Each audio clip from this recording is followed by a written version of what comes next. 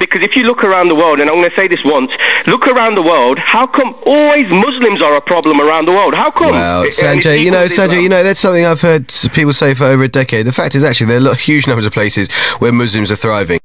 Thanks so much. Stay with us if you will, because I want to bring in my next caller. Sanjay is in Leicester. Sanjay, the question I'm asking you and other listeners this morning is, has India gone too far in Kashmir? Oh, no, they haven't. I think India have tried everything they can do.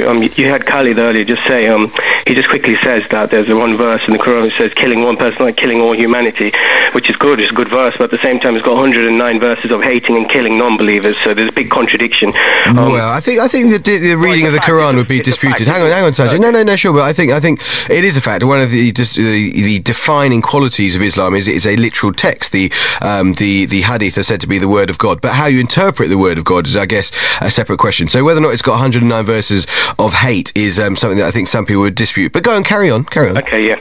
Well, look, the main thing about Kashmir is you've got to go back to what they did. In the 40s, when Muslims took Pakistan, Muslims took Kashmir by force. There was no sort of agreement, no nothing. They took it by force, gave a big percentage of Kashmir to China, and look at what they've done since there.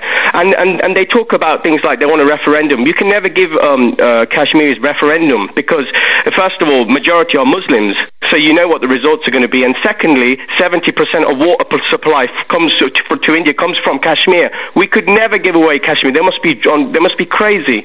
I mean, obviously, look, Pakistan has done an awful lot of things wrong. India's done an awful lot of things wrong over this last 70 years, unquestionably. There's a lot of people I'm sure are going to be calling in, or we'll speak to in a moment, who are going to be saying Pakistan isn't doing enough to clamp down on terrorists. But on the use of these military pellet guns to blind hundreds of innocent people, has India gone too far? No, they have not, because the thing is... So it's reasonable to blind hundreds of people, is it? Innocent people, by using guns and ammunition generally saved for birds of prey? All they're doing is teaching them ones who are attacking the Indian army a lesson. Now, if they all... How do you know they're attacking them? If they all want to get blinded, keep doing what they're doing, because the thing is, of course they're going to do it, so they need to teach them a lesson. Well, hang on, because I think we're straying into slightly dangerous territory here, because we've got to make a distinction between, on the one hand, terrorist groups, which may have links to the Pakistani government, and indeed Pakistan occasionally concedes that its security agency, the ISI, does have links to terrorist groups who attack Indian military targets and, in some cases, I would imagine, Indian civilians, and peaceful civilian demonstrations, which any free country has got to tolerate. And you're saying we're going to teach them a lesson, Sanjay? Teach them a lesson? What, for demonstrating peacefully? Blind them? Hundreds of them? When you've had well, I'll give you an example. When India has had a 1,000-year war with Muslims, things you can never. There's only so much you can tolerate people. So we've always tried the peaceful solution with these people, and they don't want no peace with India at all. They just want, because if you look around the world, and I'm going to say this once, look around the world. How come always Muslims are a problem around the world? How come? Well, Sanjay, that's something I've heard people say for over a decade. The fact is, actually, there are huge numbers of places where Muslims are thriving, and huge numbers of parts of Africa or parts of Southeast Asia, and the idea that you can lump all of the Islamic community around the world, which I think surpasses 1 billion people, into one lump and mass, and say that everywhere that Muslims live, you've got problems, which actually are explained by a huge array of historical factors, is, I think, intellectually lazy. But I'm just trying to let me try and flesh out the thing you're saying. You're referring to the idea, which is followed by some Muslims, that Islam, the members of Islam, or people who are Muslim, are part of a global fraternity called the Ummah, and in some places, some Muslims believe in a return to this idea of the caliphate, and something that some Muslim extremists believe in, the idea that Islam should have a rule across a region which we call the caliphate. I don't think that of the 150 million people who are Muslim in Bangladesh, they would necessarily subscribe to that view. I think a lot of them would be happy just to get on with their lives and feed their families. But you think that that's one of the reasons that Bangladesh will always remain an Islamic state. Yeah, every country that's always been turned into, which is majority Muslim, turns into an Islamic state. By doing this, it's going against Islam, and then it will create a civil war. And that's what I'm saying. Why would it create a civil war, do you think? Because once again, you were talking about minority Muslims. I feel that majority of Muslims want every country Islamic state. I'll tell you why. Because most of these callers today will be against it. See that? And then they start talking about India. They can't take it because they can't go back. Because Islam's goal is to destroy every other religion and to make every country. Well, do you know what, Sanjay? I think that it's interesting. I mean, that's clearly a subjective view that you have, and I think there's a lot of people listening to this show who might agree with it. But I don't think that it's. I think that's an interpretation of a religion which would not be shared by, I think, a majority of Muslims who don't set out to destroy every other religion. And I'm thinking about the practicing Muslims that I've had in this studio just in the last few weeks. I think about Sajid Javid, who's a minister in the cabinet. I think about Sadiq Khan, who's the mayor of London. I think about moderate Muslims who are contributing to British society and indeed other parts of the world. I don't think they're out to consume or destroy all other religions. But I take your point. Okay, what would you say about the idea that actually there's quite a lot of countries where there is a separation of church and state? You know, in America, it's enshrined in the Constitution. The founding fathers, when they put together the Constitution and the Bill of Rights and so on, made sure that America wasn't thought of as a Christian country. It was very much a secular country. But in America, Christianity is rampant and is very dominant in public life. Yeah, but the thing about that is, one good thing about Christianity, in the 1500s it was reformed, and if it wasn't, it would be just like as intolerant as Islam is personally. So I feel in those countries, even in the UK, I feel it's okay to have Christianity because it is good, and we all enjoy the holidays, Christian holidays, and I celebrate Christian things culturally. So in a sense, because Christianity is tolerated now than what it was, then yeah, keep these all Christian countries, because all religious minorities are safe in Christian countries anyway. So I feel like that. That'd be all right. Okay, Sanjay, appreciate your call this morning from Leicester. Thanks very much indeed. I think it's fair to say I know where you stand on the whole issue of Islam. If you want to call in and disagree with Sanjay, I'd be very, very keen to hear from you. I think quite often on the show, well, I think we tend to get a very pretty balanced view of Islam. It's clearly some people like Sanjay have very, very strong views about Islam, and I'm very keen to hear from people who'd like to defend the idea of Islam from the accusations that Sanjay has just put forward. I actually want to bring in my next guest. Mohammed Ayub is in Manchester and a Muslim commentator, former editor of Revival magazine. Mohammed, thanks very much for joining us. It's a pleasure. Anna Kashmiri as well. Anna Kashmiri. I'm not sure if Sanjay was. The fact it is laughable that somebody who seemingly is reasonably well spoken could have such intellectual dissonance on this matter. Indian human rights organizations have reported mass graves, mass killings, mass rapes. That particular part of the world has been subjugated, torn, raped, killed, and yet we complain that those people are rioting or those people are complaining.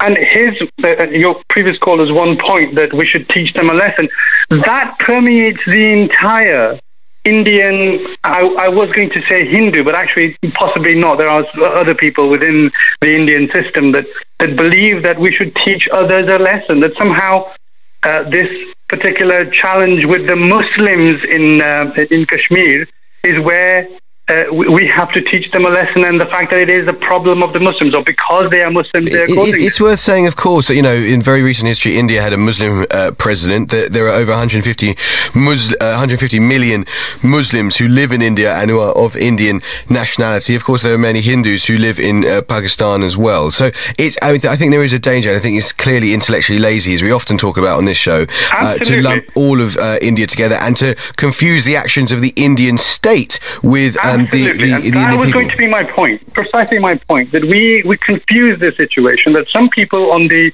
right of the Hindu nationalism believe that somehow it is their right to control other people, in particular Kashmir, because, as Sanjay pointed out, that it is quite a resourceful place. It is actually where most of the water comes from, and therefore somehow they do not want to give the people the fundamental... I mean, India is a democracy. It counts itself as one of the biggest democracies in the world, yet it does not. Sanjay, living in a democracy here, purportedly a member of or supporter of one of the biggest democracies in that part of the world, says that he does not support giving the right of free expression and choosing a plebiscite to people of Kashmir because they may choose something different to what his government would like. A British Kashmiri, and Wajid, I want you to come back to what Deepak has just said. Do you think that the Indian government has gone too far here? Do you think that this is a necessary response to violent protests?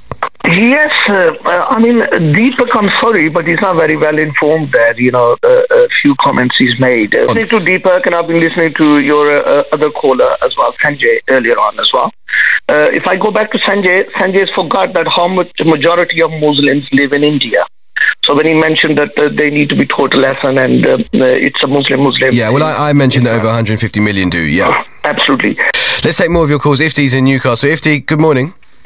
Good morning, Amol. Thanks so much for joining us. Tell us, good morning to all of your listeners. Well, I'm sure they're delighted to hear those dulcet tones of yours. Let's talk specifically, not general terms about 70 years of wrongdoing. Let's talk specifically about what's happened over the last 4 months, what's going on in Kashmir today, where we're on the edge of something really, really, really nasty, and talk of all-out war is as hot as it has been for perhaps 15 years. Do you think that India is going too far in its actions in Kashmir at the moment, particularly since the summer? I think you've got to put things in context if you're going to talk about current happening. India hasn't just gone too far now. India's been gone too far for a long time. I think what is saddening to hear is people like Sanjay, who often come on your show and is very eloquent, fail to recognise the fact that by further inflaming people's passions, we're not going to come to a resolution. All we're going to get is divisions here in Britain. But I do actually want to go to Manny, who's in the Midlands, because we have a female caller. You've answered my plea, Manny, for a female caller, and I'm really grateful. Good morning. Hi, good morning. Thanks so much for being with us. Just tell us your response to the question as to whether or not India has gone too far in its actions over the last 4 months. No, not at all. In fact, I find it rather hypocritical on the part of all these Pakistanis that are calling in, because I think they're forgetting about how Narendra Modi is being hailed as a hero by a lady called Naila Qadri, who is a Balochistan, and I implore you to look up how many hundreds and thousands of people in Balochistan have been killed by the Pakistani army, and just in the last couple of months, how many Balochistanis who are fighting for their freedom from Pakistan have been persecuted and murdered, and it's shame on yours and shame on your channel. Well, actually, I'm not going to get into shame on our channel or not, because what we're trying very, very hard to do, and what the BBC allows us to do, is to voice views from all sides of the spectrum.